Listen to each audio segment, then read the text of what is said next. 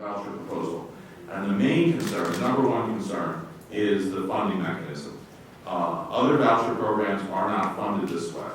They are funded out of the general revenues of their state or city. They're funded out of an energy tax in a couple of places. They're funded out of separate streams of money, which are value added to education. Now, we can argue about whether that is the best use of those additional dollars, but they are additional dollars.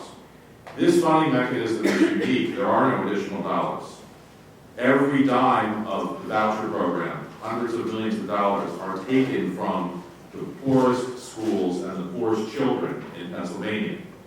Everyone, no one in this room, this is a, again, multi-$100 million new entitlement program. Not one person in this room is going to be asked to pay a penny to finance that multi-$100 million new entitlement program. Every penny of that will come by taking the money from the kids who have the least already. Keep in mind, as I think Senator Furlow said, we had approximately $900 million cut to public education last year, disproportionately taken from poor school districts. And again, we heard all the consequences of that. The programs cut, the teachers cut, the class sizes enlarged, and the difficulty in providing a reasonable education that has been visited upon these poor schools.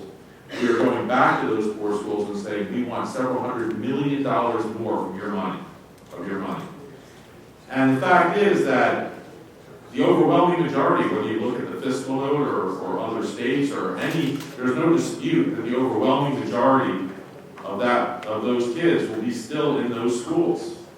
What happens to those kids?